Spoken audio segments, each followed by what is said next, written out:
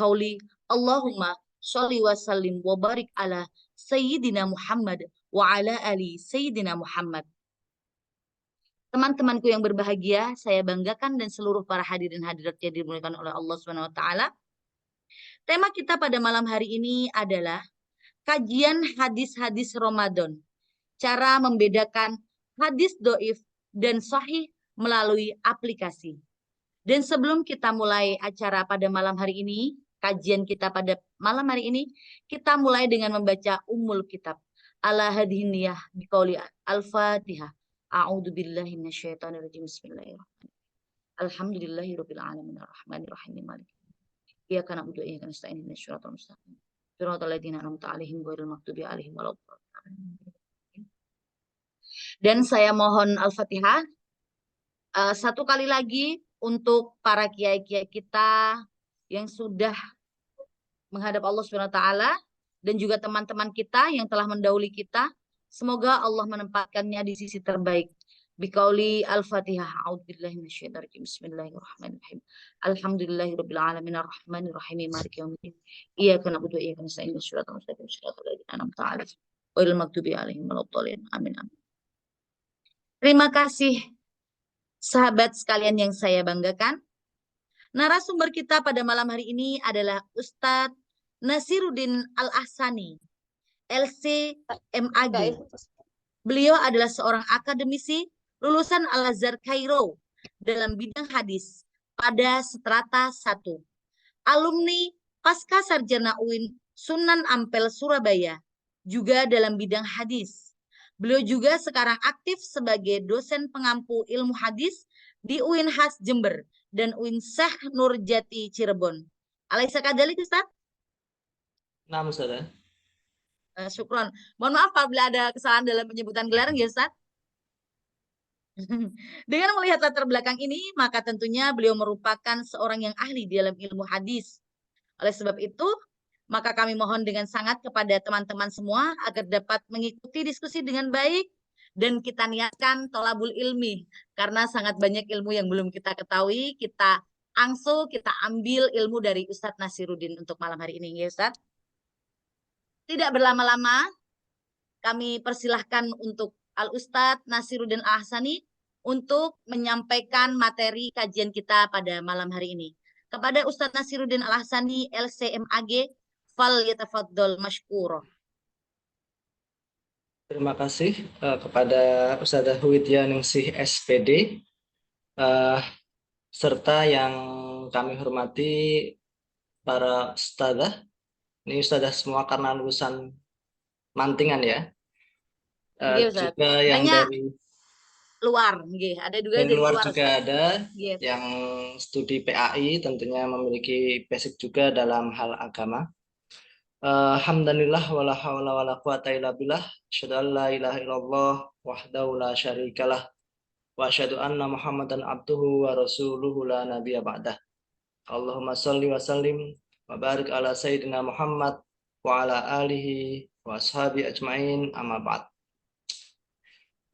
Puji syukur kehadirat Allah Subhanahu wa taala yang telah melimpahkan rahmat serta hidayahnya, sehingga pada kesempatan hari ini kita masih diberi kesempatan oleh Allah untuk terus beribadah, untuk terus belajar, dan untuk terus memohon ampun kepada beliau. Salawat serta salam semoga selalu tercurahkan kepada junjungan besar kita Nabi Muhammad SAW yang telah menuntun umatnya dari jalan yang penuh kegelapan menuju jalan yang penuh hidayah sampai saat ini. Alhamdulillah, pada kesempatan hari ini di ruang virtual kita bisa berkumpul bersama dalam sebuah majelis ilmu, majelis yang mengkaji sesuatu yang mulia, yaitu hadis Nabi Muhammad SAW. Kalau Imam Malik dalam sebuah riwayat, ketika mengkaji sebuah hadis, Imam Malik selalu membersihkan diri. Bahkan beliau itu tidak mau duduk di depan murid-muridnya sebelum mandi, sebelum bersuci, memakai wangi-wangian, memakai pakaian putih, karena ingin memuliakan hadis-hadis Nabi Muhammad SAW. Itu yang dilakukan oleh para ulama salafus soleh pada zaman dahulu, yaitu Imam Malik bin Anas, seorang imam besar, imam madhab Maliki, ulama Darul Hijrah, yang mana beliau juga guru dari Imam Syafi'i dan para imam yang lain. Baik, tidak usah panjang lebar, marilah kita langsung membahas tema yang akan kita bahas di malam hari ini, yaitu kajian hadis-hadis Ramadan. Karena kita memang sudah mendekati puasa, dan tentunya ini menjadi tema yang menarik karena permasalahan hadis ini berbeda dengan Al-Quran. Dulu di Mesir juga para masyayikh dalam bidang hadis itu sangat detail, sangat tegas, sangat rinci. Bahkan kalau dibilang dosen killernya di Azhar yang laki-laki, yang cowok itu ya di prodi hadis.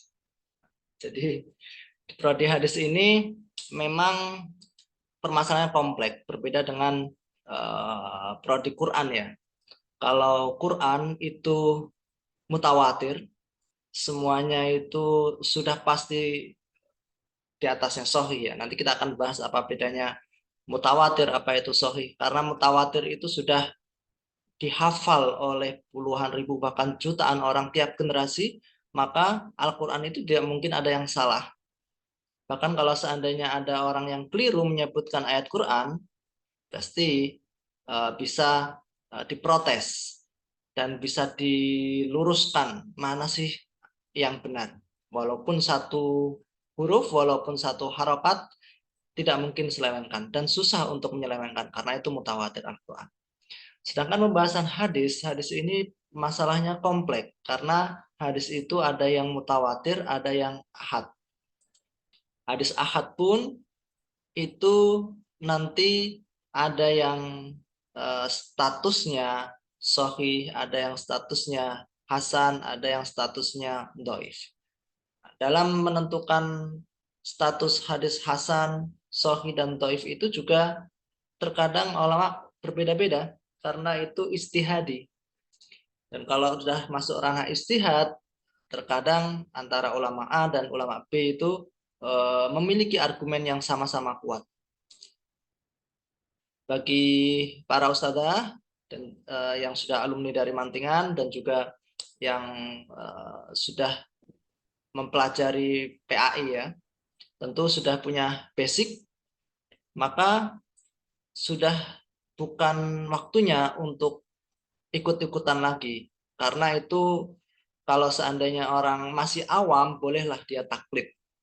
Taklid itu mengikuti apa yang dikatakan oleh orang yang punya ilmu. Tapi kalau sudah punya basic, punya ilmu, apalagi sudah lulus mustalahul hadis di pondok, maka tingkatannya sudah masuk ke tabi sebenarnya. Jadi tabi itu bolehlah mengikuti tokoh atau ulama ataupun madhab, tapi paling tidak tahu ilmunya, tahu alasannya, tahu argumennya, tahu dalilnya. Nah, itu yang susah atau belum diaplikasikan oleh banyak orang, padahal sudah memiliki basic di dalam ilmu hadis atau mustalahul hadis. Baik, ilmu hadis itu dibagi menjadi dua secara umum, ilmu hadis riwayah dan ilmu hadis dirayah.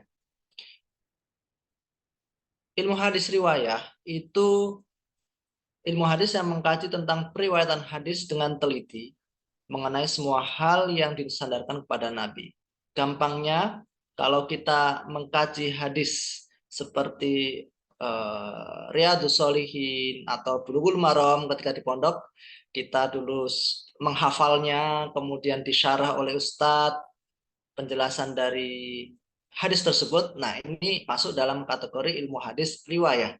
Karena kita memahami hadis itu maksudnya apa, penjelasannya apa, konteksnya gimana, Kalau ada sababul wurudnya, kita mencari sebab turunnya atau sebab terjadinya hadis ini. Nah, ini masuk di dalam konteks ilmu hadis riwayah. Maka ilmu hadis diroyah itu sedikit berbeda. Ilmu hadis diroyah itu adalah memahami tentang kondisi status hadis baik dari sanad maupun matan, juga menentukan kesohihannya dan kedhaifannya. Para ulama atau para sahabat pada zaman dahulu, ketika Rasulullah masih hidup, itu tidak banyak bertanya tentang hadis. Ketika mendengar ada hadis dari Rasulullah, oh langsung dikerjakan karena ya sudah jelas itu dari Rasulullah. Dan setiap sahabat itu pasti adil. Itu menurut pemahaman para ulama hadis. Semua sahabat itu pasti adil, tidak mungkin berbohong, tidak mungkin mendustakan ucapan Nabi. Tetapi kita sekarang hidup di tahun, kalau Hijriah kurang lebih 1500-an, artinya 15 abad setelah Rasulullah SAW wafat. Dengan masa sejauh itu tentu ada banyak perubahan atau kekeliruan. Jangankan yang hidupnya beda masa. Mungkin para ustadzah itu pernah ketika masa kecil itu main lomba bisik-bisikan. Di situ ada 5 atau 7 orang berbisik dari ujung, dari nomor 1, kedua, ketiga, keempat, kelima, keenam. Terkadang di nomor keenam itu sudah beda bunyinya. Itu padahal satu waktu, satu tempat, tapi hanya berpindah antara satu dengan orang yang lain. Itu sudah berbeda. Nah, bagaimana kalau seandainya 1500 tahun atau 15 abad yang lalu? Maka Islam memiliki hal yang tidak dimiliki oleh agama yang lain, yaitu sanad. Sanad itu keistimewaan Islam yang menunjukkan kemurnian Islam daripada agama yang lain. Kita lihat saudara kita yang Nasrani. Mereka memiliki Injil, tapi Injilnya itu kapan adanya itu? 1 abad lebih, ya 100 tahun lebih setelah, kalau menurut kepercayaan mereka, Yesus wafat ya. Kalau kepercayaan kita setelah Nabi Isa diangkat. Nah, dengan jarak 100 tahun lebih tentu banyak sekali tahrif yang dilakukan oleh Paulus dan sebagainya. Sehingga antara satu Injil dengan Injil yang lain itu berbeda penafsirannya, maksudnya, penjelasannya, itu berbeda. Tapi Islam itu ada sanad yang melindungi hadis ini. Karena kalau Quran itu dihafal ribuan orang, tiap tobakoh, tiap masa, tiap generasi. Tapi kalau hadis tidak semua orang hafal. Dan hadis jumlahnya jutaan. Imam Abu Dawud mengatakan saya hafal 500.000 hadis. Kemudian Imam Ahmad bin Hambal itu memiliki kitab musnad yang berjilid-jilid sampai, kalau cetakan Darul Kutub ilmiah, Musnad Ahmad itu 40 jilid, itu jutaan hadis dan sebagainya. Nah, Islam memiliki sanad yang melindungi itu semua. Bahkan tidak hanya dalam bidang hadis, dalam bidang sejarah pun itu ada sanadnya, yaitu kitab Tarikh Tabari. Itu menceritakan sejarah dengan sanad. Jadi dari anfulan, kemudian bagaimana sejarahnya. Anfulan, bagaimana sejarahnya. Itu di dalam kitab tarikh. Nah, kembali lagi kita ke ilmu diroyah. Nah, yang kita fokuskan dalam pembahasan ini adalah ilmu diroyahnya, yaitu bagaimana menganalisis atau mengkritisi sebuah hadis. Ini dimaksud kritis ini kritik yang positif ya, bukan berarti kritik yang negatif. Kata kritik ini digunakan tidak hanya di Indonesia, di dunia Arab pun menggunakan kata kritik hadis. Maksudnya kritik itu meneliti, mengkritisi, melihat sanad dari jarh dan takdilnya itu. Apakah sahih, apakah dhaif, apakah perawi ini thiqah, apakah perawi ini matruk dan sebagainya. Itu namanya mengkritisi. Kalau dalam bahasa Arab naqdun. Maka ada sebuah kitab namanya Manhajun Naqdi. karya Syekh Nuruddin Itar, seorang ulama hadis terkenal dari Syria. Nah, manhajun naqdi atau metode dalam mengkritisi hadis itu sangat penting untuk menjaga kemurnian hadis. Nah, ini contoh Fathul Bari, Syarh Sahih Bukhari. Ini contoh dari ilmu hadis riwayah. Bagian kiri ilmu hadis riwayah, ini contohnya adalah Fathul Bari, yaitu penjelasan dari kitab Sahih Bukhari. Sahih Bukhari itu hanya satu, ada yang cetakannya 1 jilid, ada yang cetakannya 2 jilid. Disyarah oleh Ibnu Hajar al-Asqalani meninggal tahun 852 Hijriah menjadi 16 jilid untuk cetakan yang ini Darut Taibah Nashr wa Tazzi. Jadi cetakan-cetakan itu banyak, ada Darut Taibah, ada Darut Kutub ilmiah dan sebagainya. Dan antara satu cetakan dengan cetakan yang lain terkadang kekeliruannya juga bermacam-macam, bervariatif tingkatannya.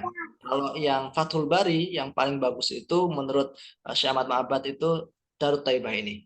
Darut Taibah atau Maktabah Salafiyah. Yang benar gimana? Itu untuk cetakan yang bagus Harusnya ditulis dari kesalahan. Syarah Sahih Bukhari. Terus Kemudian untuk kitab Mustalahul Hadis atau Ulumul Hadis, ilmu hadis diroyah. Jadi ilmu hadis diroyah yang sedang kita bahas sekarang ini adalah ilmu hadis yang terdiri dari banyak sekali cabang ilmu. Mulai dari pembahasan sanad, pembahasan matan, kemudian jarh wa ta'dil, kemudian seperti ilmu rijal dan sebagainya. Jadi cabangnya itu banyak sekali. Dan memang kalau seandainya membahas semua cabang itu butuh waktu bertahun-tahun. Maka karena kita memiliki waktu yang singkat, kita langsung fokus saja ke pembahasan al-jarhu wa ta'dil atau bagaimana menilai perawi itu dari sisi adil ataupun jar, dari sisi yang positif ataupun negatif, lebih gampangnya diterjemahkan seperti itu. Nah, ilmu mustalahul hadis, kalau di pondok kita sering menggunakan kata mustalahul hadis. Tapi kalau secara umum di dunia Arab itu biasanya menggunakan istilah ulumul hadis, lebih familiar, ulumul hadis. Kitab Ulumul Hadis atau Mustalahul Hadis pertama kali itu ditulis oleh Abu Muhammad Al-Hasan bin Abdurrahman bin Khalad Ar-Ramah-Hurmuzi atau yang terkenal dengan Ar-Ramah-Hurmuzi. Kitab pertama tersebut berjudul Al-Muhaddis Al-Fasil Bainar Rawi wal Wa'i. Beliau meninggal tahun 360 Hijriah. Nah, ini kalau seandainya ditanyakan kenapa kok kitab Ulumul Hadis itu adanya 360 tahun setelah, kalau Rasulullah wafat kan 11 Hijriah ya. Berarti sekitar 349 tahun setelah Rasulullah wafat. Jadi kalau seandainya dirunut dari Rasulullah ketika masih hidup, para sahabat itu tidak membutuhkan mengkritisi hadis ini apakah hadis sahih, hasan, dhaif. Jadi muncul istilah hadis sahih, hasan, dhaif itu ketika tahun mulai Imam Bukhari, Muslim 200-an. Itu sudah mulai muncul, ada kitab Sahih Bukhari, Sahih Muslim. Ketika zaman para sahabat itu belum muncul istilah sahih, hasan, dhaif. Kemudian Rasulullah meninggal, diteruskan oleh para sahabat. Para sahabat itu sahabat terakhir yang meninggal itu tahun 110-an Hijriah atau kurang lebih segitu. Jadi zaman Umar bin Abdul Aziz, karena Umar bin Abdul Aziz itu memerintah Bani Umayyah dari tahun 101 sampai 99 sampai 101 Hijriah. Setelah itu meninggal. Masa-masa Bani Umayyah itu masa-masa mulai tadwin yang dilakukan oleh menteri dari Umar ibnu Abdul Aziz bernama Ibnu Syihab Az-Zuhri.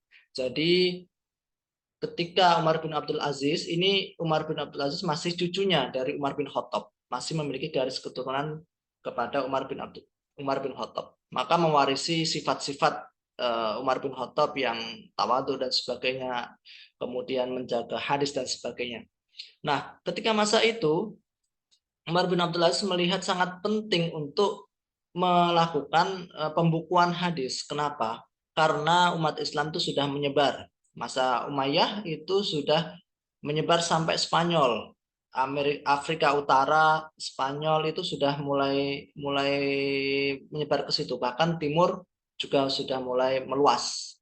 Maka ketika banyak orang Ajami atau orang-orang non-Arab yang mulai masuk Islam, itu mereka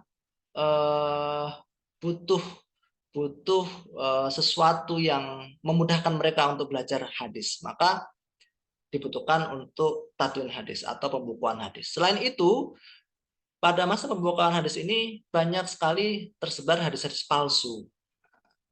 Di antara motif orang membuat hadis palsu itu banyak. Ada yang ingin meminta harta dari penguasa. Jadi orang atau raja pada zaman dahulu itu senang kalau mendengar kayak syair-syair, hadis. Kan hadis itu tingkatannya di atas syair ya.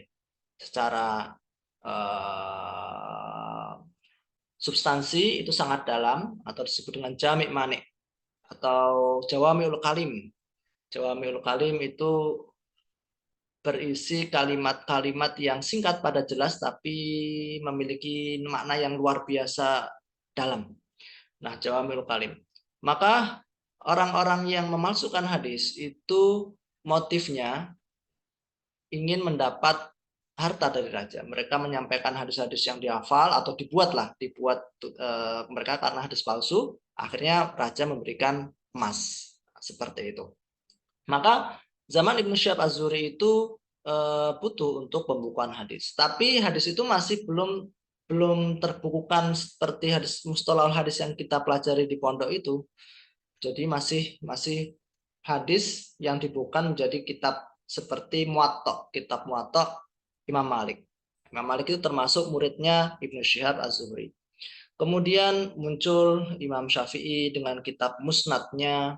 Kemudian muncul Imam Ahmad bin Hambal yang merupakan murid dari Imam Syafi'i, meninggal tahun 241 Hijriah. Nah, baru setelah itu muncul istilah-istilah hadis sahih dan dhaif.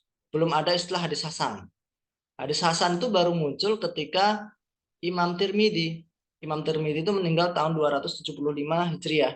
Jadi masih setelah Imam Bukhari, Muslim. Imam Bukhari meninggal tahun 256 Hijriah. Imam Muslim meninggal tahun 261 Hijriah. Imam Abu Dawud baru 275. Jadi mereka masih dalam satu masa.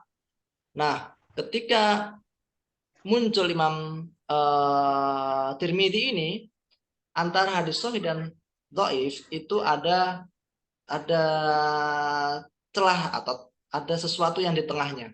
Karena ada orang yang pribadi perangainya bagus, ibadahnya bagus, tapi hafalannya kurang kuat. Maka ada muncul istilah hadis hasan sahih. Dari hadis hasan sahih yang dicetuskan oleh Imam Tirmidzi ini, nanti cikal bakalnya hadis itu dibagi menjadi 3, hadis sahih, hasan, dan dhaif. Nah, semua itu penjelasan tentang metode-metode ini ada di dalam kitab Mustalahul Hadis. Yang mana yang pertama kali yang membuat adalah Ar-Romahur-Muzi dalam kitab Hadis Al-Fasil Baina Rawi wal Wa'in. Di antara kitab-kitab ini saling melengkapi. Jadi bukan berarti Ar-Romahur-Muzi membuat kitab mustalah yang sudah lengkap seperti yang mustalah yang kita pegang sekarang. Belum. Jadi dulu itu masih banyak kekurangan, dilengkapi lagi. Nah, yang masyhur, yang terkenal adalah karya Imam Nawawi, Taqribun Nawawi.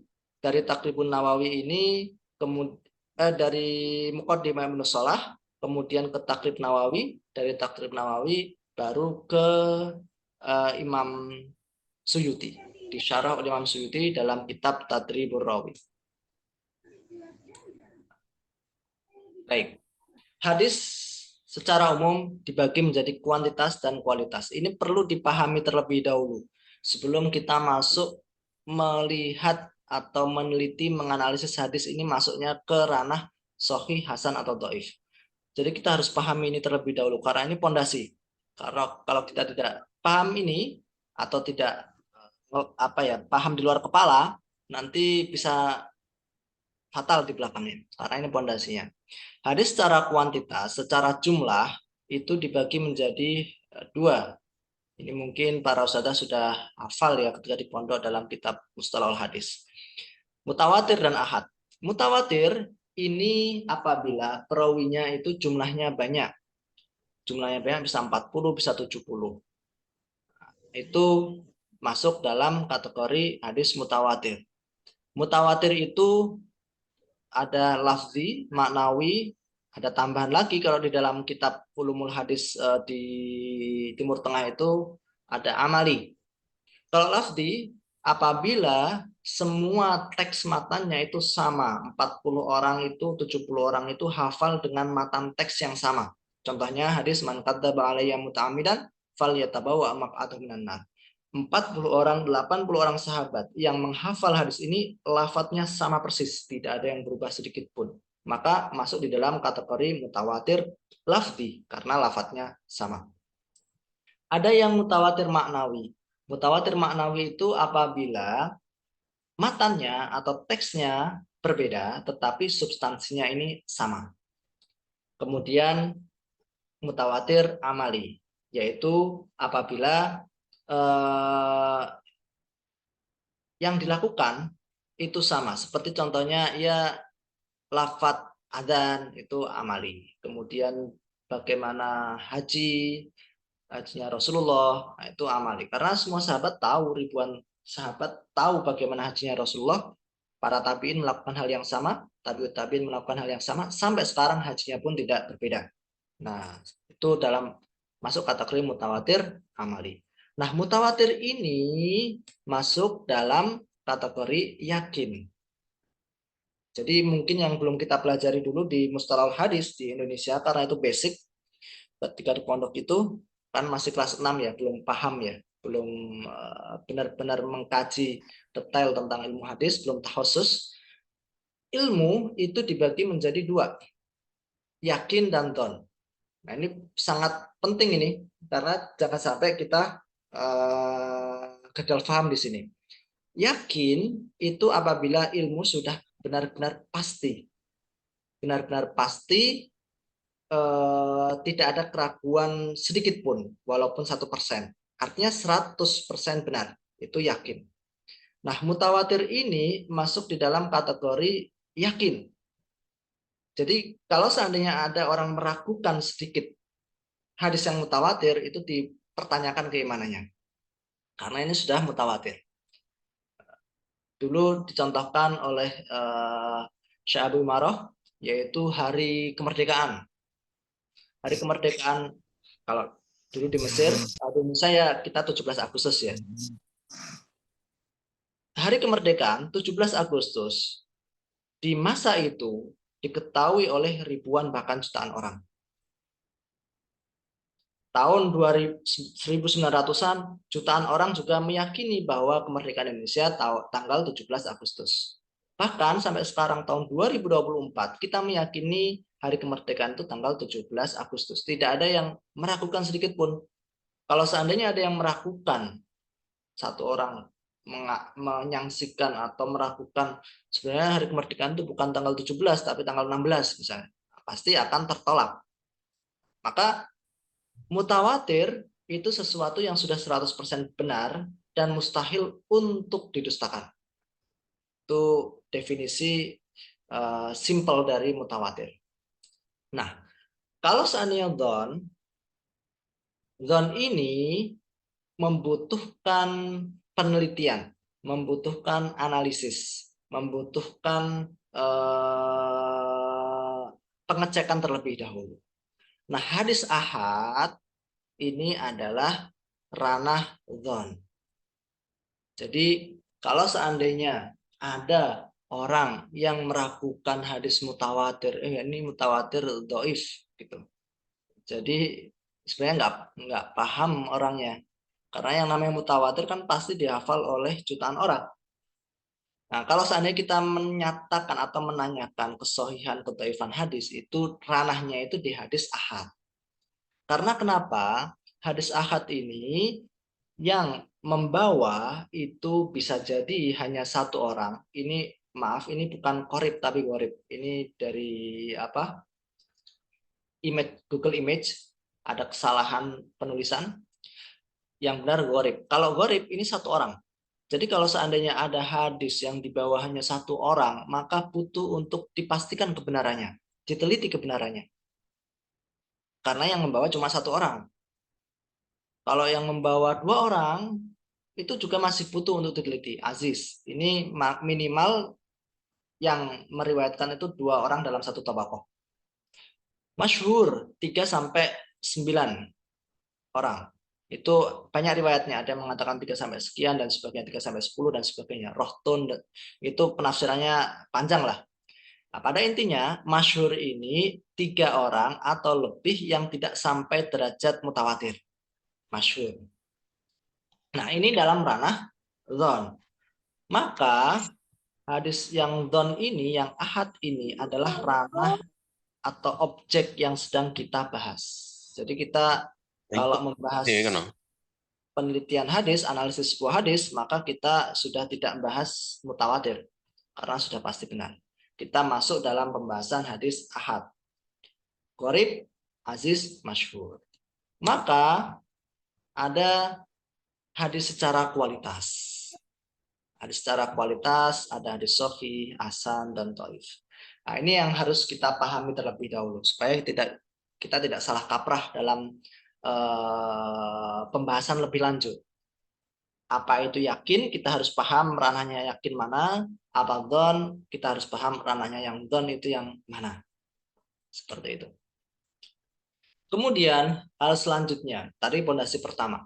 Pondasi kedua, sebelum kita meneliti sebuah hadis, kita harus hafal dengan betul 5 syarat ini. Atau kalau digabungkan jadi satu di dalam definisi hadis sahih, mata salasana dulu binaqlin adlin dhabitin min ghairi syadin wala illah. Jadi syarat hadis sahih itu adalah 5. Pertama, syarat yang pertama sanad tersambung, mata sanaduhu. Jadi hadis sahih harus tersambung sanadnya. Yang kedua, binaklin adlin, yang dinukil atau diambil dari perawi-perawi yang adil. Adil itu yang ibadahnya bagus, adil itu yang perangainya bagus, akhlaknya bagus, tidak pernah ghibah, tidak pernah berdusta atas nama manusia. Kan dibedakan dalam ilmu hadis itu antara berdusta atas nama manusia dan berdusta atas nama Nabi. Itu berbeda. Kemudian tidak pernah mencela dan sebagainya. Yang ketiga, dhabitin. Oh, ini maaf bawaan dari PPT, gambarnya babi. Ini harusnya diganti nih. Tidak layak. Dhabitin ini hafalannya kuat, hafalannya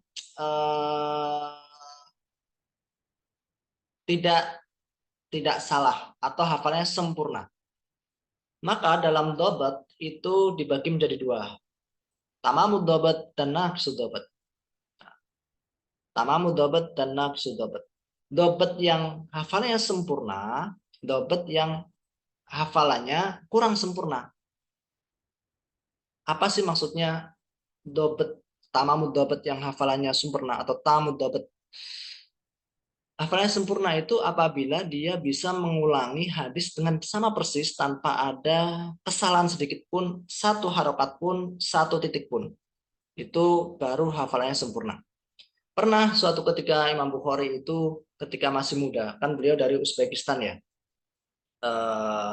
Beliau secara bangsa atau negeri beliau itu bukan orang Arab asli. Mungkin buyutnya orang Arab, tapi beliaunya bukan. Tapi dengan kegigihannya, beliau mampu menghafal ribuan, bahkan ratusan ribu hadis. Dan bapaknya termasuk ulama hadis terkenal. Nah, suatu ketika dari Uzbekistan melakukan perjalanan sampai ke daerah Naisabur. Naisabur itu daerahnya Imam Muslim.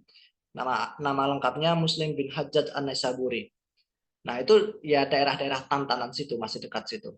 Nah, Naisabur itu terkenal dengan para ulama hadis yang ternama, yang senior-senior. Nah, para ulama hadis senior ini meragukan, benar nggak sih orang anak muda ini pakar hadis atau hafal ribuan hadis, hafal jutaan hadis. Akhirnya diuji di situ.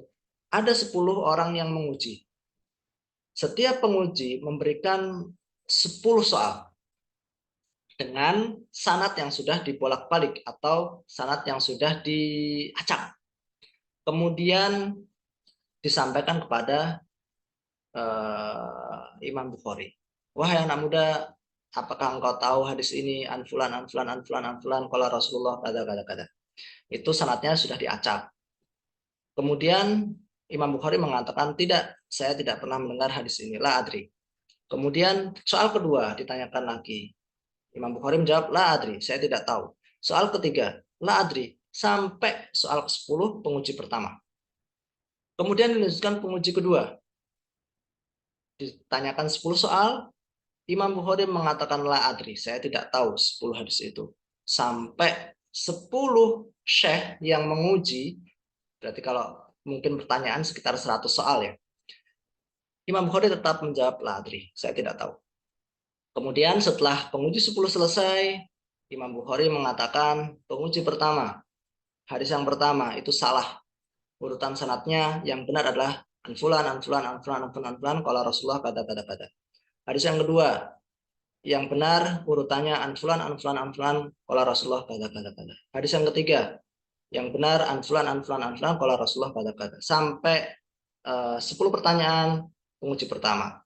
Penguji kedua, disebutkan hadis pertama yang benar urutannya seperti ini. Sampai dijawab semua. Sampai 10 penguji, artinya 100 soal, kurang lebih 100 soal segitu, dijawab oleh Imam Bukhari dengan urutan sanad yang sama, dengan hadis yang benar-benar dari Rasulullah. Setelah itu, para masyayikh mengatakan ini benar-benar orang luar biasa. Akhirnya mendapat respect dari para ulama hadis Naisabur dan melejit namanya. Itu Imam Bukhari. Nah, ini tamamu dobat. Kalau Nabi Sudobat, misalkan para ustadzah tadi sudah mendengarkan penjelasan saya dari awal ya. Dari awal sampai menit keberapa ini. Nah, adakah di antara ustadzah yang dapat mengulangi apa yang saya katakan? Satu kalimat lengkap tanpa ada perubahan kata sedikit pun. Kalau seandainya ada yang bisa, berarti itu masuk dalam hafalannya yang sempurna. Tapi kalau seandainya dapat mengulangi hanya substansinya saja, teksnya berbeda, ini masuk dalam kategori naqisudobat. Jadi untuk zaman sekarang, orang yang tamamudobat itu sangat jarang sekali. Kalau naqisudobat, ya mungkin banyak yang bisa mengulangi. Nah, kalau naqisudobat berarti dia hanya sampai pada batas hadis hasan. Yang membedakan antara hadis sahih dan hasan itu adalah di tamamu dobat atau hafalannya sempurna dan naqisu dobat, hafalannya kurang sempurna. Kalau seandainya hafalannya salah sedikit, maka dia hafalannya masuk dalam kategori mukhti. Mukhti masuk dalam kategori hadis dhaif. Nah, itu luar biasanya para ulama hadis pada zaman dahulu itu sangat detail, sangat kuat hafalannya. Dan untuk diikuti oleh orang zaman sekarang sangat berat. Ustadz, Afwan Ustadz, Oke. ini apa namanya? Mohon untuk langsung ke cara membedakan dulu Ustadz. Nanti kita ke episode berikutnya gitu Ustadz. Ini Waktunya sudah kan masuk sebenarnya ke maaf gitu. ini. Oke. Nggih, Ini yang masuk ke contoh. siap. Baik. Ini contohnya hadis man shoma ramadhana imanan wahtisaban ghufira lahu ma taqaddama min dzambi. Jadi cara untuk meneliti, kalau kita sudah paham 5 syarat tadi, maka kita meneliti ini tidak bisa langsung menjudge bahwa itu masuk ke 5 syarat ini, karena kita meneliti dengan aplikasi ini, paling tidak syaratnya tersambung ini bisa terlihat. Adel ini bisa terlihat. Dobot ini bisa terlihat. Tapi syad dan ilat ini masih belum terlihat. Nah, itu perlu diketahui. Walaupun nanti para ustadzah sudah bisa melakukan tahris secara mandiri, tetapi ada 2 celah yang hanya bisa dilakukan oleh para pengkaji ilmu hadis. Baik, hadis ini bagaimana kita menentukan kesohihan atau kedhaifan hadis ini? Ada 4 cara sebenarnya. Dengan website, aplikasi Android, dan desktop untuk zaman sekarang. Kalau zaman dahulu masih bisa menggunakan kitab-kitab klasik. Pertama, aplikasi duror.net.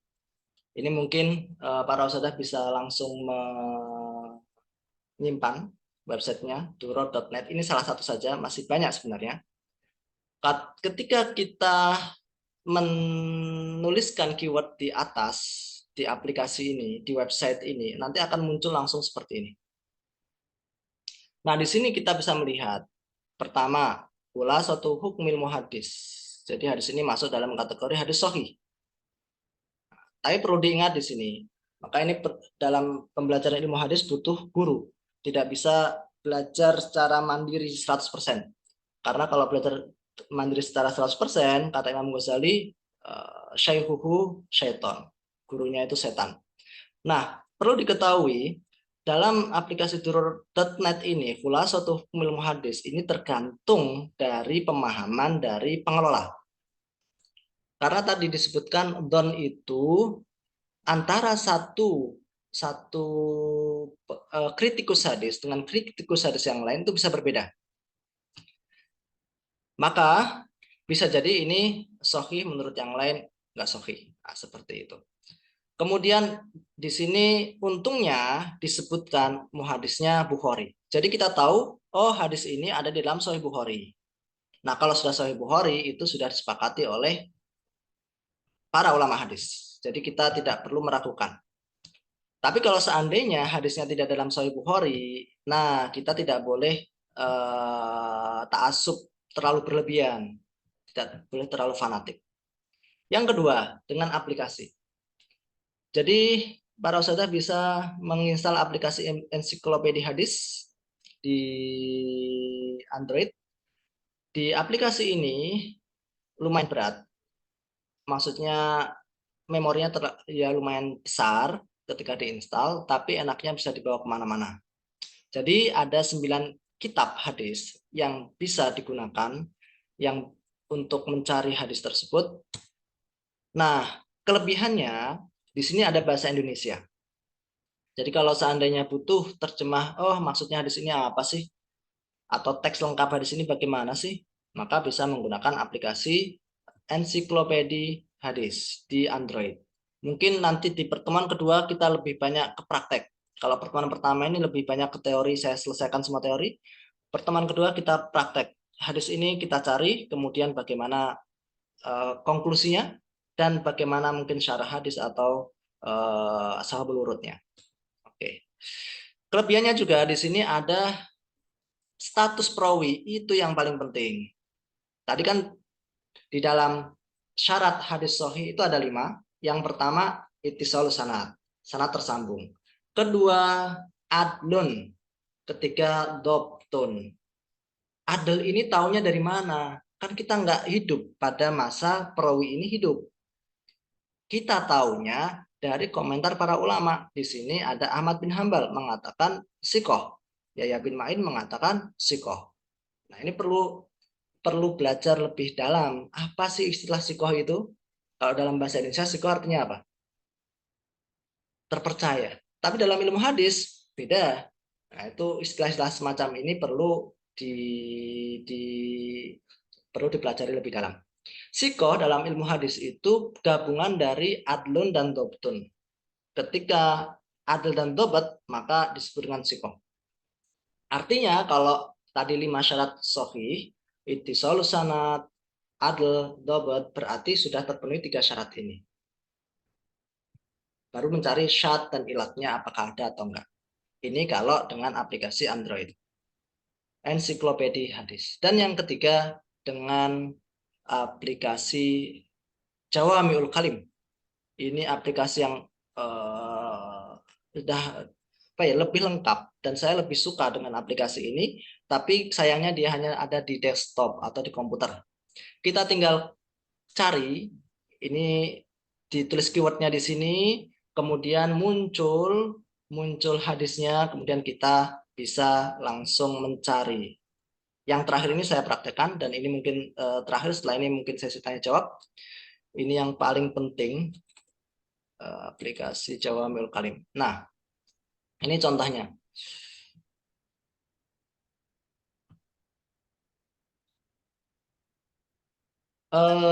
Tadi ada yang bertanya naum soim ibadah ya. Bagaimana hadisnya? Teks hadisnya itu di mana? Dalam kitab apa saja. Jadi seorang yang ingin meneliti hadis, pertama harus tahu hadis ini di dalam kitab apa saja dulu. Kalau dalam ilmu hadis itu ada namanya tahrij hadis.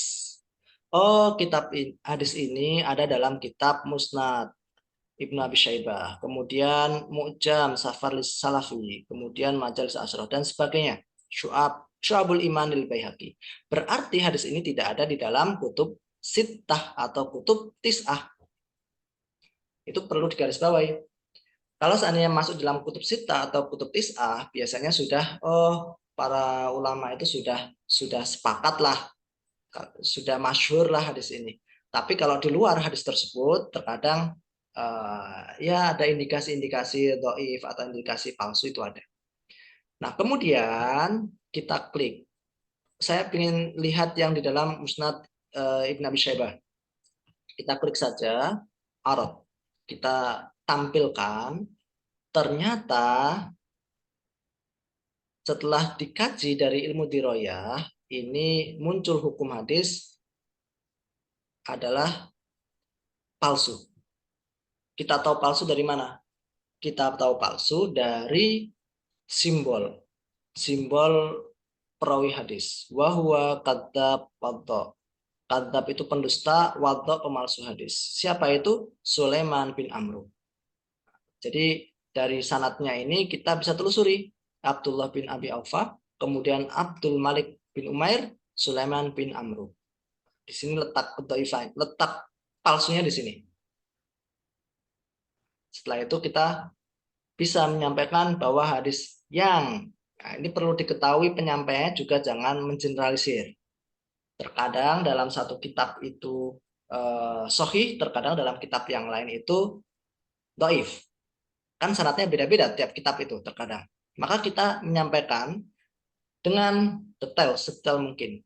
Di dalam kitab Musnad Ibnu Abi Syaibah, hadis naumus shaim ibadah, tidurnya orang puasa itu ibadah, adalah hadis palsu. Letak kepalsuannya di mana? Letak kepalsuannya di Sulaiman bin Amru.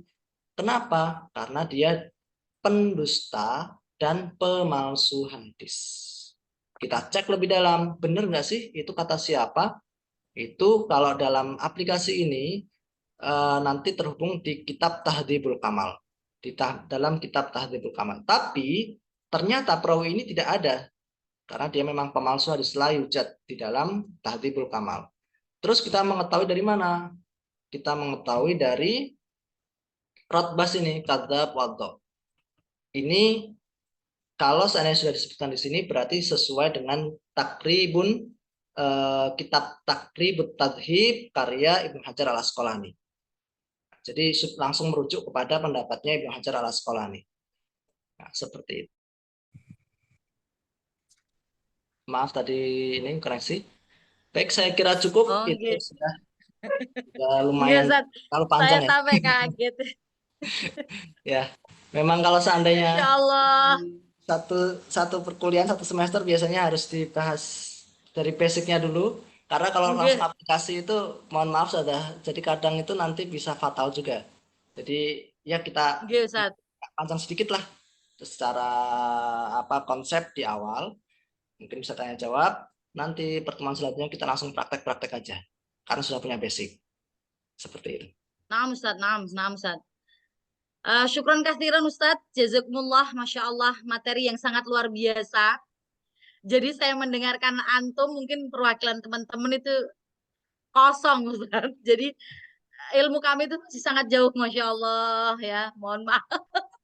Alhamdulillah, terima kasih pencerahannya Ustaz. Mungkin memang tidak cukup ya Ustaz untuk belajar satu SKS istilahnya itu belum cukup jauh ya. Jadi nanti masih ada kajian-kajian selanjutnya ya teman-teman. Oke teman-teman, alhamdulillah itu tadi materi dari Ustadz Nasiruddin. Kita selanjutnya buka sesi tanya jawab ya Ustadz ya. Teman-teman monggo yang ingin bertanya, irfa aliyat au up your hand, silakan. Nanti saya akan memilih satu-satu nggih. Setelah pertanyaan ini nanti ada giveaway juga. Oke, udah ada yang angkat tangan Ustadz dari Ustadzah Fauzia Uli Rahmi. Monggo silakan. Assalamualaikum Ustadzah. Ustaz Sahibudi. Afwan ya kalau bosan anak-anak. Nggih, nggak apa-apa. Oke. Waalaikumsalam. Ustadz, ini ada 2 pertanyaan. Anak penasaran. Untuk periwayatan hadis itu sanadnya itu tiap generasi itu ditulis perwakilan atau dia itu bersambung. Jadi an-an-annya itu per generasi semua ditulis. Katakan kalau mutawatir itu kan berarti sangat banyak Ustadz ya. Dari tiap generasi. Apakah itu perwakilan? Jadi tiap generasi diambil berapa orang hanya untuk menguatkan bahwasanya di generasi sahabat ada, di generasi tabi'in ada, tabi'ut tabi'in ada. Itu seperti apa Ustadz? Lalu yang kedua pertanyaannya itu, tadi kan dari hadis itu kan ada kuantitas dan kualitas. Berarti apakah mungkin hadis mutawatir secara kualitas kan berarti dia baik ya, yakin. Tapi secara kualitas, apakah mungkin hadis mutawatir itu menjadi hasan atau doif gitu Ustaz? Bisa dipahami nggak Ustaz? Baik, terima kasih, bisa insya Allah. Lagi ya Ustaz. Satu lagi. Dalam rangka memahami hadis sebagai sumber hukum Islam, kan kadang-kadang Nabi itu berdiri sebagai Nabi, kadang-kadang berdiri sebagai hakim, kadang-kadang berdiri sebagai khalifah, kadang-kadang berdiri sebagai pribadi beliau sebagai manusia biasa. Nah, dan hadis yang dikeluarkan oleh Nabi itu kan ada konteks situasi dan kondisi yang menjadikan Nabi mengeluarkan perkataan qaulnya dan menjadi sumber hukum Islam. Lalu bagaimana kita menyikapi misalkan ada hadis-hadis yang memang situasi dan kondisinya ya katakan dia secara kualitas dan kuantitas dia mutawatir, dia sahih, tapi dia itu hadisnya itu hanya merujuk kepada situasi dan kondisi tertentu. Misalkan hadis tentang latu safir al-mar'ah ila ma'adhi mahromin itu loh Ustaz kan itu kan merujuk ke situasi dan kondisi tertentu meskipun dapat dikatakan itu hadis yang ya mungkin benar atau salah ya sahih dan mutawatir. Nah, bagaimana kita menyikapi hadis itu? Sedangkan hadis itu kan salah satu sumber hukum Islam gitu Ustaz, yang harus kita ikuti. Begitu, matur nuwun. Assalamualaikum. Sami-sami. Silakan. Oke. Langsung dijawab atau pertanyaan lagi gitu Ustaz, report bagaimana Keva Ustaz? Monggo, bagaimana kalau mau langsung ya boleh, mau dikumpulkan juga boleh. Tafadhol Ustaz, langsung dijawab aja dulu Ustaz sambil nunggu teman yang lain Ustaz. Monggo. Baik. Tafadhol antum tujib awalan Ustaz. Apakah ada perwakilan Jawab dulu tiap generasi dalam periwayatan hadis? Jadi para sahabat tabi'in, tabi'ut tabi'in ketika meriwayatkan sebuah hadis dia akan menyampaikan jujur apa adanya.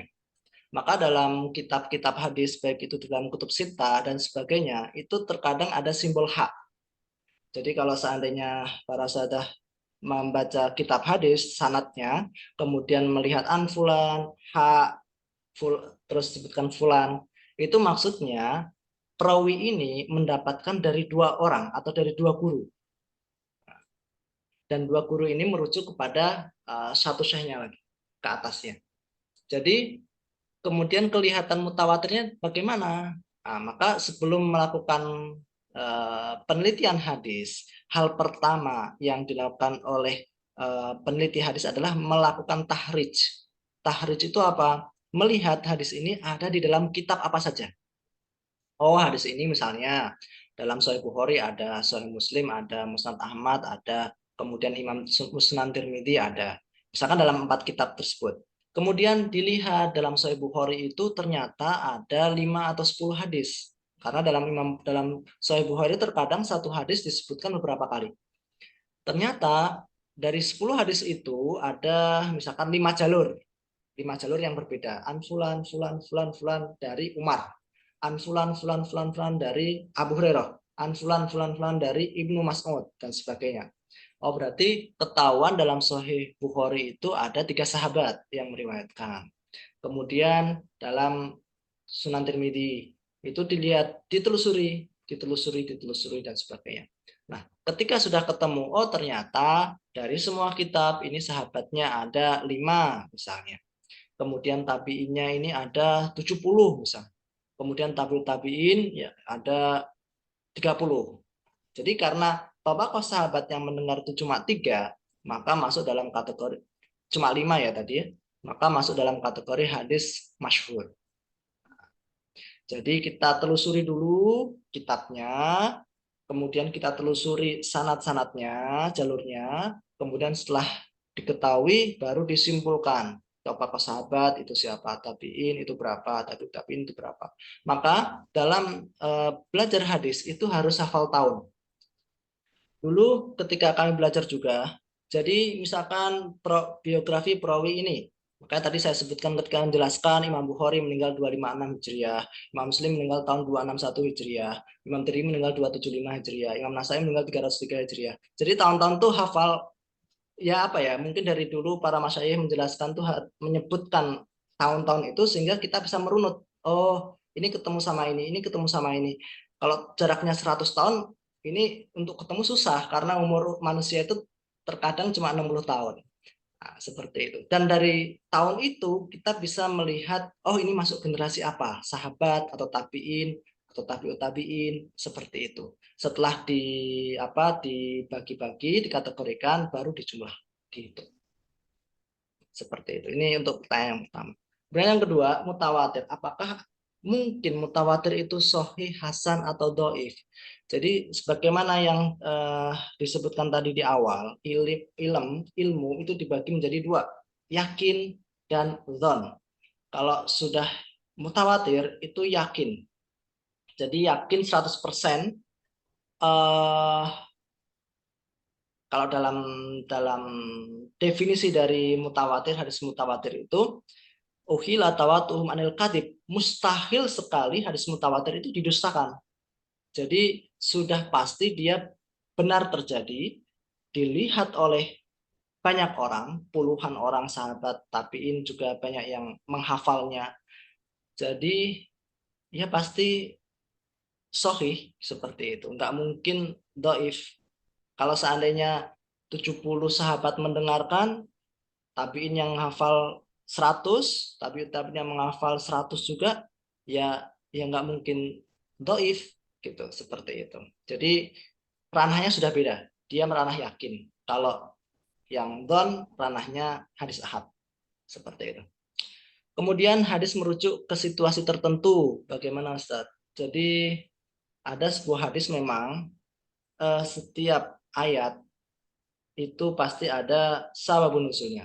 Meskipun sababun nuzul itu tidak semua ayat, hanya sebagian kecil. Kita mungkin bisa melihat kitab asbabun nuzul itu hanya di beberapa ayat saja. Begitu pula dengan sababul wurud hadis. Itu juga tidak semua hadis itu dapat disampaikan sababul wurudnya. Karena kita tidak hidup pada zaman itu. Kalau mungkin sahabat tahu bagaimana sababul wurudnya. Nah, karena kita hidup jauh dari Rasulullah, kemudian kitab-kitab yang menjelaskan itu juga enggak banyak, maka kita hanya mendapatkan sedikit sekali. Maka khairul quruni qarni, tsumma alladzi yalunahu, tsumma alladzi yalunahu. Sebagai masa adalah masaku, kata Rasulullah, karena sahabat itu ya tahu semua. Tabiin, tabiin. Kita sangat jauh ya. Lalu bagaimana secara hukum? Nah, dalam ini kalau sudah masuk secara hukum, jadi tingkatannya beda-beda ya. Orang pertama mengkaji Quran dulu, mengkaji hadisnya dulu. Setelah Quran dan hadis ketemu, baru disimpulkan dalam masuk ranah fikih. Jadi ranah setelahnya. Dalam kaidah usuliyah itu ada al-ibratu bi umumil lafzi la bi khusus sabab. Al-ibratu bi umumil lafzi la bi khusus sabab. Jadi apa yang ada dalam teks Quran, kemudian teks hadis diambil secara umum. Walaupun hadis tersebut, ayat tersebut turun pada sebab tertentu. Ini yang disepakati oleh orang-orang usul. Al-ibratu bi umumil lafzi la bi khusus sabab. Walaupun itu turun dalam sebab tertentu, tapi kalau teks hadis tersebut dapat diaplikasikan pada kejadian yang lain, maka bisa digunakan juga. Jadi jawabannya al-ibratu bi umumil lafzi la bi khusus sabab. Seperti itu saja. Barangkali Ya Ustaz, ada yang- syukron. Bagaimana Ustazah Fauziah Rahmi? Sudah bisa dipahami? Ya, Ustadz ditunggu part 2-nya. Masya Allah, tabarakallah. Singkat, padat, jelas gitu Ustaz ya. Katanya ini ada satu lagi Ustaz. Ini kayaknya teman-teman, halo, masih semangat semuanya ya. Jangan ngantuk ya guys. Kumi. Ini sangat banyak dagingnya ini. Masya Allah. Kita gelasnya sangat kosong Ustaz. Jauh ya Ustaz ya. Ini Ustazah Deus. Mana Ustazah Deus? Tadi dia chat. Beliau ingin bertanya. Ustazah Deus, tes. Hadiroh, oke. Tafadhol Ustazah. Ya, Silakan. syukron jazilan Ustazah Widi dan Ustadz pemateri, Masya Allah berbobot sekali ya malam ini. Langsung aja Ustadz to the point, dari pemaparan yang Antum sampaikan, luar biasa sekali. Ana mau nanya, tapi ini mungkin studi kasus ya Ustadz, buat saya sendiri dan mungkin ada teman-teman yang lainnya juga yang merasakan. Ada nggak sih Ustadz, ya pasti ada lah ya, maksudnya Kak, hadis atau apa ya, semacam hikmah yang menggambarkan bahwa jadi gini Ustadz, saya kan Bu Sui ya. Ibu Sui itu kan tidak puasa, boleh kan Ustadz ya? Iya.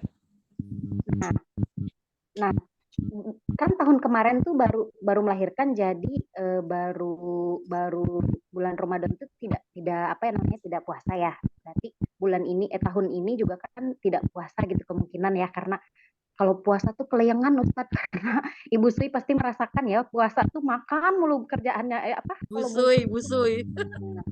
Nah, iya.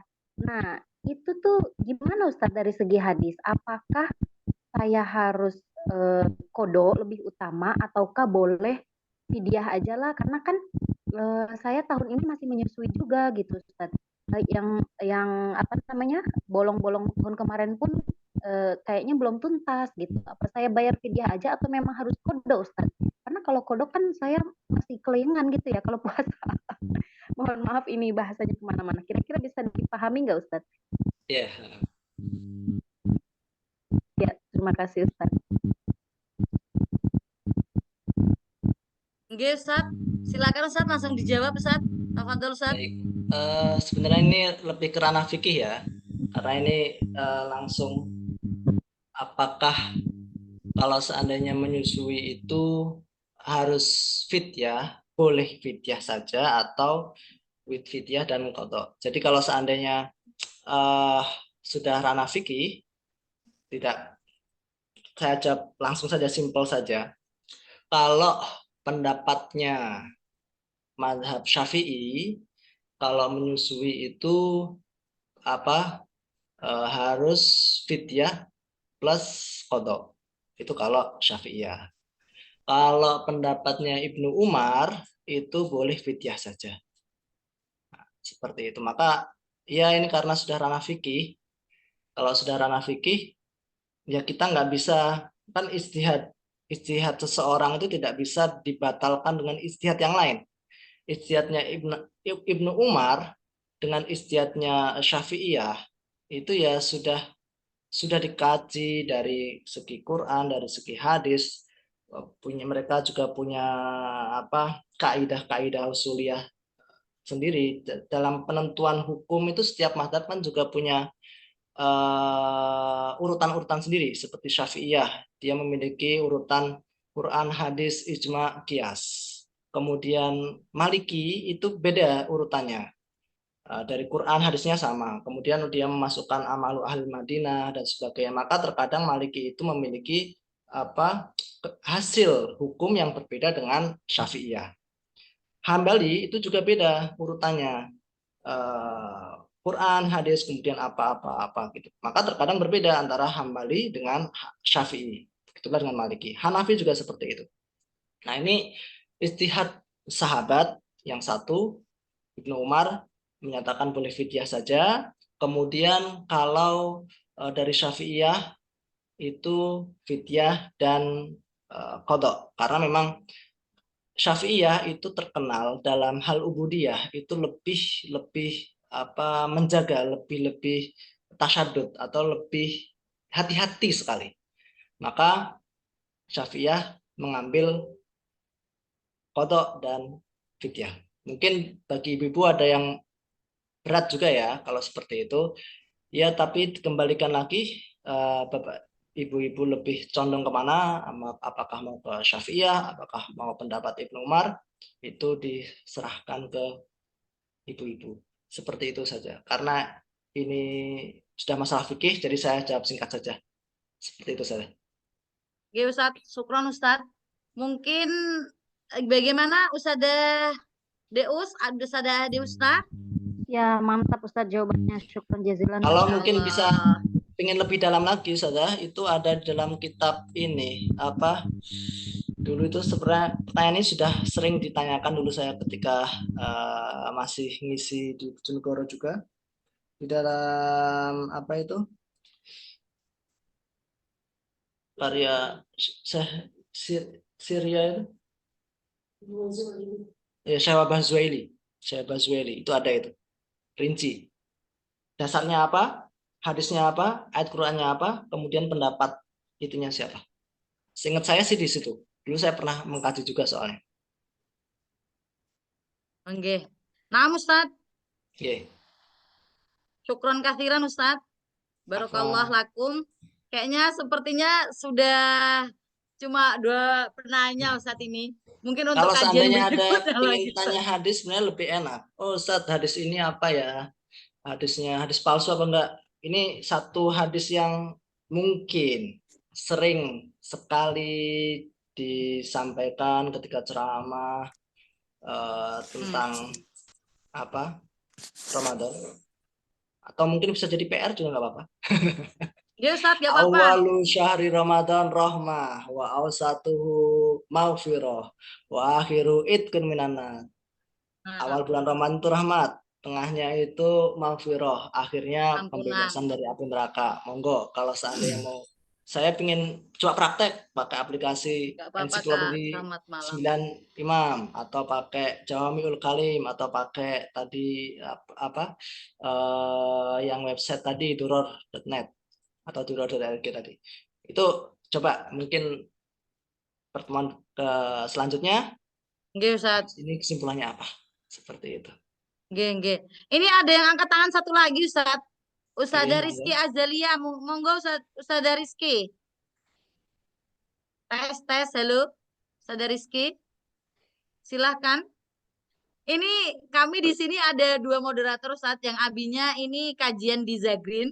Saya di Rezim. Jadi suaranya nih maaf ya kalau saut-sautan ya, Ustadz ya. Silakan Ustadzah Rizky Azalia. Halo. Halo. Ustadzah Rizky. Tes. Kayaknya lagi ini. Nggak kedengeran. Apa sinyalnya ya? Ustadzah Rizky. Ustadz ini ada teman yang nanya, nanti bisa boleh minta materinya nggak Ustadz? Boleh, nanti saya kirimkan Oh materinya. nggih, syukran Nah, Ustadz. mungkin nanti misalkan sebelum pertemuan yang akan datang ada yang ingin ini hadisnya di sini gitu. Kita bahas ketika pertemuan langsung praktek-praktek aja. Oh ini hadisnya untuk versi itu lebih enak nanti. Nggih. Ustadzah Rizky Azalia.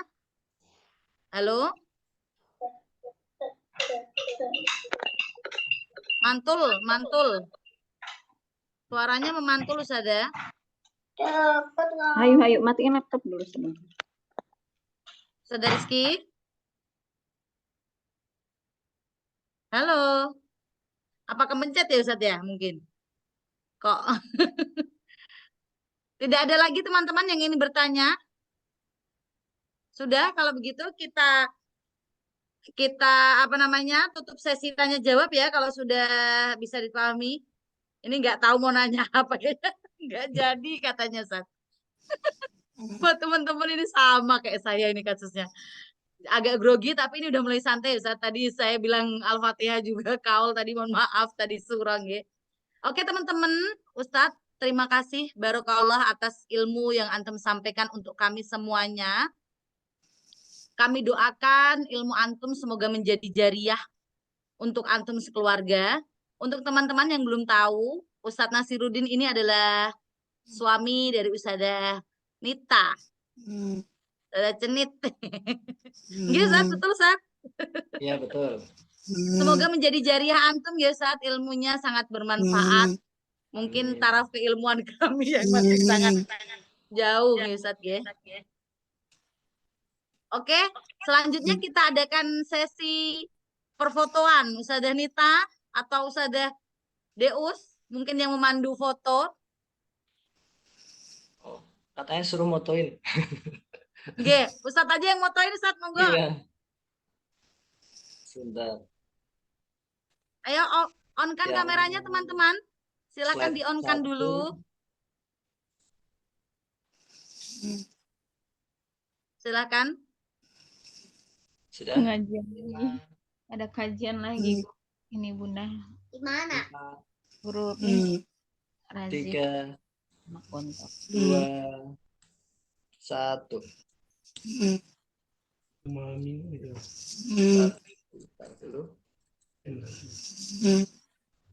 Dan nanti Korea.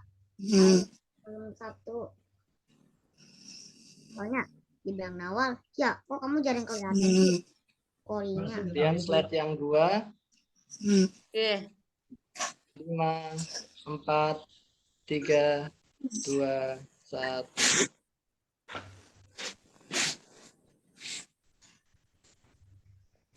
Sudah?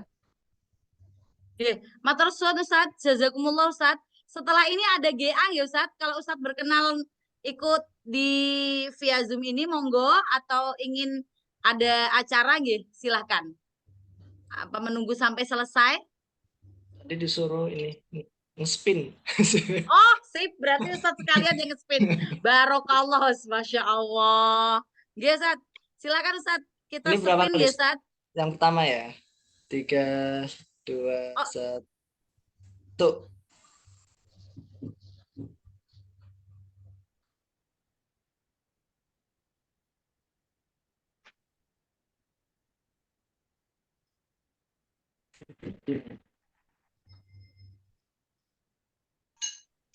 Masya Allah. Ustadzah Siti Nurdinah, selamat ya mendapatkan 1 buah jilbab dari Ustadzah Happy Palembang. Jilbab dari Palembang Ustadz, ini hadiah pertama Ustadz. Dari Ya, ini diteruskan Palembang, sama selamat. Ustadzah Nita. Kita pakai jilbab bentar. Telepon Ustadz, bagaimana? Telepon Ustadz? Diteruskan sama Ustadzah Nita. Oh, jazakumullah Ustadz, terima kasih. Berkah selalu ya Ustadz. Belum, Ustadz belum nutup loh, ditutup dulu. Anaknya berapa? 2 orang. Laki perempuan? Laki semua. Oh, Udah. berarti harta sisa nih. Udah ya? Ini Ustadzah Nita mau mengklik katanya. Oke, lanjut Ustadzah Nita. Ini hadiah selanjutnya dari Uhti Juli Batam. Pulsa 25.000 ya. Dalam 4 orang. untuk 4 orang Ustazah Nita. Ayo siap-siap Total teman-teman. 25.000. Harus Ayo. buka apa namanya itu? Kameranya. Kameranya buka yo. Baru dibagi. Tadi Ustazah Nurdina ada nggak? Ustazah Nurdina ada? Nurdina, ayo Budun. Budun Mana? ada nggak? Budun, Kalau nggak ada Budun. nanti diganti yang lain loh. Iya, Ustazah Budun. Nurul. Ayo Ustazah Budun. Nurul. Mana Budun? Ah, nggak ada ganti. Ayo nih ya, kalau nggak ada Nggak, ganti tadi, ya. tadi mana tadi? 17.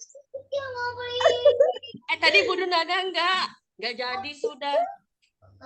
Budun nggak ada ya, diganti aja ya. Kalau nggak ada di start Ada, ya, ganti aja ya. Budun Ganti ke ya. pasar.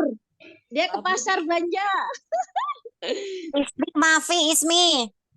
Oh, Ustazah Gendo belum Ustazah. tadi? Tulis. Cut. Oh Siapa ya, yang belum tak ditulis ya. teman-teman? Gendut itu jangan sampai tidak tercatat namanya. Kak Yulinda.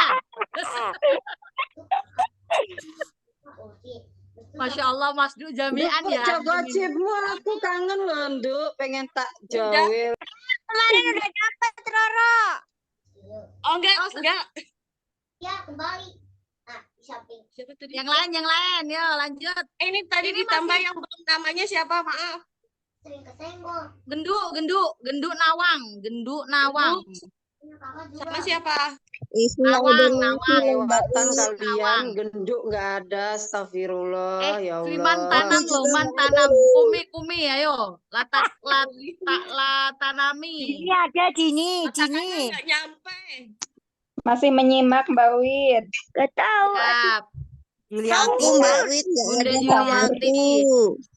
Ulang lagi. Ana sampai grogi sama zautnya Ustazah Nita loh, Masya Allah. Hujan. Maklum, mana maklum. Dwi Rohayati. Sudah. Bukan. Siapa Ustazah? Mbak Dwi Rohayati. Dwi Rohayati ada. Nih, tulisannya orangnya nggak ada di sini, kita ganti ya. Ya. Ganti. Ini masih jilbab ya. Ini masih jilbab, oke. Masih jilbab dari Palembang. Ustazah Juliana Siregar, Ustazah Mas Fufatun. Ayo dibuka. Siap-siap ya. Kameranya buka semua. Wah, Masya Allah. Juliana Tri. Siapa ini Mbak Wid? Ada nggak? Juliana Tri ada nggak? Ayo dihitung sampai 10. Wahid, Yesus bukan itu. Lili. Nani. Ini Lili. apa orang luar ya? Apa temanku ya? Lili itu. Lili. Oh, Lili yang bagi hadiah. Tapi dapat hadiah. Gimana tuh? Udah boleh nggak? Boleh, kan ini kerudung. Oke, siap. Ada nggak Mana orangnya Lili? nih masalahnya? Iya, mana Lili? Kak Lili. Tes dihitung sampai 10 ya. Ganti Nurul sudah. Isnani. Alasah. Arba'ah. Bilang hadir ya. Khamsah. Sittah. Sab'ah. Samaniyah. Tis'ah. Asyarah. Ra'ono. Wes. Ganti. Masih jilbab. Bu, Ayo Bun. Ipeh. Ustazah Nur Hasanah mana ini? Kok Ipeh?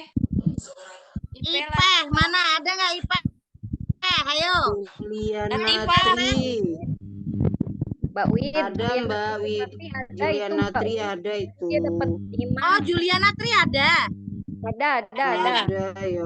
Oh, berarti ini IP-nya yang pulsa. Pulsa. Oke. Pulsa Oke. sudah 1 orang. Jilbab tadi Juliana Tri. Terus Kak Ipeh pulsa ya. Lanjut pulsa kedua. Ada giveaway guys. Ayo ikut semangat. On kan kameranya guys. On kan. Kak Yulinda di mana sih ngomong doang suaranya nggak kelihatan nih. Ini Bapak Juhadi. Suamiku. Weh, Teh Yul, mantulita. Dapat terus dia berkah. Kirim nomor Teh teleponnya. Yul, ongkos. Teh Yul, namanya daftar berapa itu? 1. Suamiku tadi ikut, Wandu. Kak, Cenit, Mama Cenit. Berarti 2 Kak orang Rosmida berarti. nggak ketulis. Rosmida nggak ketulis. Rifki belum ketulis, tambahi. Oke. Nah, Galang tuh dapat. Galang. Galang dapat pulsa kedua ya, Galang ya, pulsa Kirim kedua. nomor teleponnya. Langsung chat ya, langsung chat yang dapat langsung chat. Bang Jo. Bang Jo, Mbahku. Wah, selamat Mbah, dapat pulsa. Mana orang? 25.000. Halo Bang Jo, tadi masih ada ikut foto-foto. Bang Joy siapa? Mbahku. Om. Nama aslinya itu siapa ya? Nama siapa? Suparjo namanya itu. Masa sih? Masih ada nggak? Masih ada nggak, Mi? Ya lihat, Mi. Kalau nggak ada diganti aja, Bu.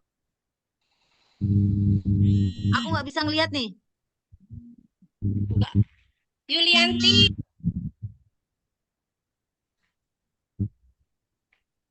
Ada Yulianti, Yuliana. Yulianti Ini Hadiroh. Mbak Yul masih yang ada. mana? Oh, Mbak Yul ada. Apa ini? Pulsa. Pulsa ya. Pulsa yang ketiga ya. Yang tadi sih? Pulsa juga. Suaminya udah dapet ini. Teh Yul lagi 2 nih. Nggak apa-apa.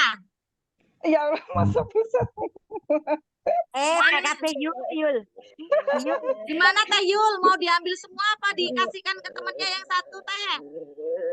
Bagi. Ya udah, aku pulsanya ambil 1 aja. Oke, pulsanya ambil 1 katanya Mama Cenit. Ulang lagi Tapi ya. mana akunya masih ada itu di sini. Kenapa sih? Ganti. Pulsa terakhir ya. Uci. Siapa? Rami Suci. Rami Suci. Uci, ada nggak? Uci. Umi, Ci. Kalau di tempatku nih nggak kelihatan loh, guys. Baru tinggal berapa orang aja ini. Lucu banget sih, Kumi lucu banget beneran. Nggak ada, Uci nggak aja di tempatku nggak ada. Ya. Kak Yulinda, ada Uci nggak?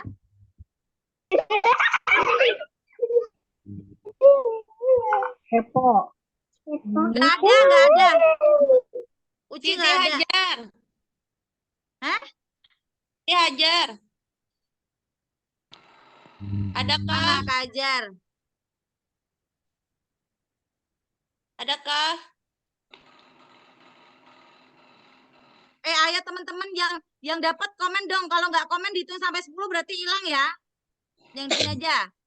1, 2, 3, 4, 5, 6, 7, 8, 9, 10. Nggak ada. Yang ya. Udah berapa pulsanya, Cenit, Mama? Tinggal 1 ini. Tinggal 1 aja lagi cepat. Yuliana. Ada. Wih, Yuliana Siregar. Masya Dapat Allah. apa? Yuli. Dapat apa diriku? Pulsa 25.000. Alhamdulillah. Udah, ada lagi nggak, Umi? Mas Nit. Nah, ini tadi jilbabnya siapa? Juli tadi katanya ada Juli. Oh, Lili. Pulsa yang Lili. pertama. Pulsa yang pertama tadi siapa? Ipe ya? Yang kedua tadi? Yang kedua Galang. Galang. Ketiga? Yang ketiga suaminya Teh Yul. Keempat? Mbak Yul. Mbak Yuliana Siregar. Sip. Siregar. Terakhir. Ya, sip. satu buah sandal cantik dari Kak Rifki. Oh, lumayan ini buat Mama Ramadan. Kiki, selamat barokah Lebaran. buat lebaran. Siap ya. 1, 2, 3. Bismillah. Itu sandal ukurannya berapa Mbak Wid? Ukurannya berapa? Nanti kalau nggak Mama pas Iki, gimana itu? sandalnya ukurannya berapa, Maki? Wah, Mbak Yulinda. Sandalnya Rezeki ukurannya Kak berapa? Yul. Rezekinya Kak Yulinda. Yulinda. Masih ada dia. Kak Yul. Tuh, off kamera Kak Yulnya. Sandalnya nanti yang dapat Japri aja nomornya berapa. Ya, betul. Mantap. Japri ke Mama Cenit atau ke aku juga boleh. Ada tuh Kayul tuh, Kayul. Kak Yul. Apa. Buat Kamu Anda ya. dapat sendal. Nggak butuh sendal. Gak mau Kak, mau dikasih ke orang lain. Yang lain. Jangan menggoyahkan iman. Kak Yul gimana, mau kasihkan ke orang atau diterima? Ambil Kak Yul, ambil. Lumayan lebaran loh. Kak Yul sendalnya banyak katanya. Dia mau giveaway juga. Kak Yul mau gue. Bu pengacara yang satu nih. Ayo. Jadi ya Kak Yul, diambil. Mau dikasihin ke saya. Ya. Rayu dulu dong. Buah manggis, buah pepaya. Kak Yulinda manis, siapa yang punya? Asik. Kasih aku, Kak. Iya. Siapa? Beneran ini. Beneran. Siapa yang mau dikasih? Gak adil ini. Ayo. Undi lagi. Enggak, jangan dah, sudah. Mau diambil Terima Kak Yulinda ya. Diambil Ya. Kak Yul ya. Iya. Ukuran sepatunya sepatu. Sendalnya berapa, Maki? Kak Yul berapa? Mana Kayul? Kak Yul ngilang. Kak Yul. Kameranya dihidupin apa? Nggak pakai jilbab ya? Tadi ketemu Dincut loh. Katanya nggak dapat giveaway terus. Ayo, siapa ayo yang mau teman-teman, ngasih giveaway? bos-bos, siapa yang mau kasih GA? Tuh, Mama Dini menunggu. Iya nih, Dincut nih, kasihan. Mama Juliana Siregar tuh, bos Pertamina. Kak Anatami. Mama Genduk. Udah ya? Oke. Yang dapat sendal siapa, Buit? Apa? Kak Juliana mau ngomong apa? Yang dapat sendal Kak siapa? Yulinda Nanti tadi. Japri Kak nomornya Yulinda ya. dapat sendal. Kak Yulinda Ya. nanti langsung Japri ukuran sendalnya. Ke Mama Cenit langsung nggak apa-apa, guys. Ini ke siapa? Mama Nur Hasanah ngilang nih. Ke Utir. Tadi ada Nur Hasanah loh. Hadir. Ini Bu Bos ini juga Pertamini. Lagi ngelonin bocil. Sekarang Udah kita ini tutup. udah kita tutup ya. Udah nggak formal lagi ya nutupnya ya. Terima kasih teman-teman. Mohon maaf apabila banyak tutur kata yang salah karena banyak ilmu yang belum tidak diketahui. La acua kajiannya sumpah mamluk jidan. Doanya ini Ada yang nanya coba. Mbak Yang Wid, nanya doanya Bu belum. dosen. Doa dulu sama Ustadz Nasiruddin, ayo. Ustadz, nyuwun doa pangestu dari antum ya. sekalian penutup. Baik, Monggo kita mengadakan tangan. marilah kita berdoa untuk kemudahan kita dalam segala urusan ala hadiniyah wa ala niyah salihah. Al-Fatihah.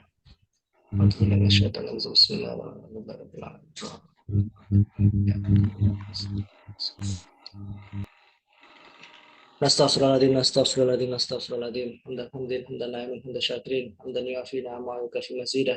Ya Rabbana lakal hamdu kama yanbaghi li jalali wajhikal karim wa li musta'anik. Allahumma salli ala sayyidina Muhammad wa ala ali sayyidina Muhammad اللهم اجعل في آخرتنا بقول لا إله إلا الله. اللهم اجعل في آخرتنا بقول لا إله إلا الله. اللهم اجعل في آخرتنا بقول لا إله إلا الله. اللهم نور قلوبنا بنور هدايتك كما نورت الأرض بشمسك وقمرك أبدا أبدا يا أرحم الراحمين. ربنا اغفر لنا ذنوبنا وذنوب والدينا وارحمهم كما ربنا صغارا والجميع المسلمين والمسلمات والمؤمنين والمؤمنات الأحياء منهم والأموات إنك سميع قريب مجيب الدعوات يا قاضي الحاجات. اللهم إنا نسألك سلامة في الدين وعافية في الجسد وزيادة في العلم وبركة في الرزق وتوبة قبل الموت ورحمة عند الموت ومغفرة بعد الموت. اللهم هون علينا في سكرات الموت والنجاة من النار والعفو عن الحساب. اللهم ارزقنا فهم النبيين وحفظ المرسلين وإلهام الملائكة المقربين. اللهم فقهنا في الدين وعلمنا التأويل. اللهم فقهنا في الدين وعلمنا التأويل. اللهم فقهنا في الدين وعلمنا التأويل. ربنا لا تؤاخذنا إن نسينا وأخطأنا. ربنا ولا تحمل علينا إصرا كما حملته على الذين من قبلنا.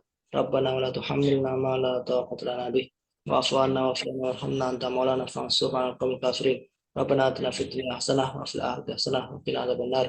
سبحان ربك رب العزة عما يصفون وسلام على المرسلين والحمد لله رب العالمين. بارك الفاتحة.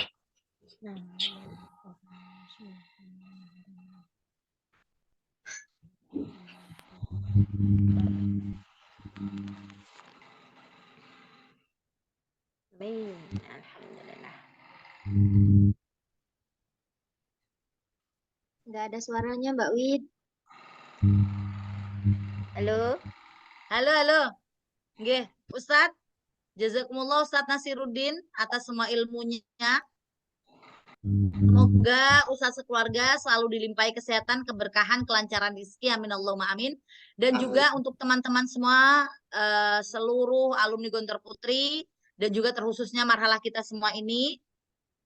Semoga dilapangkan rezekinya oleh Allah, disehatkan badannya, diberikan keberkahan, dimudahkan segala urusannya. Amin Allahumma amin. Diberi keselamatan semuanya di dunia dan di akhirat. Mau Ustadz, mungkin Ustadz mau penutup? Kami persilakan untuk Ustadz.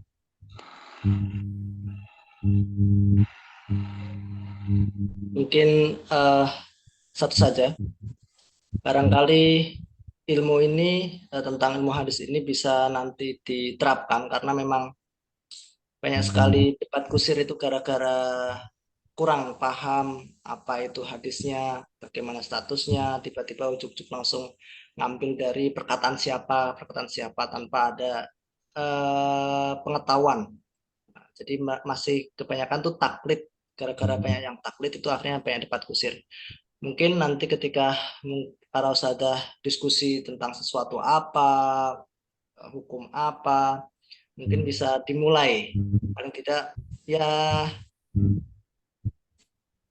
nyari satu hadis. Oh ini dari kitab ini, status hadisnya apa. Jadi nanti nggak sampai debat kusir. Karena banyak debat kusir itu ya gara-gara taklid itu. Tapi insya Allah akan ada titik temunya. Mungkin itu saja. Semoga bermanfaat dalam diskusi-diskusi di grup marhalah seperti itu. Amin Allahumma amin.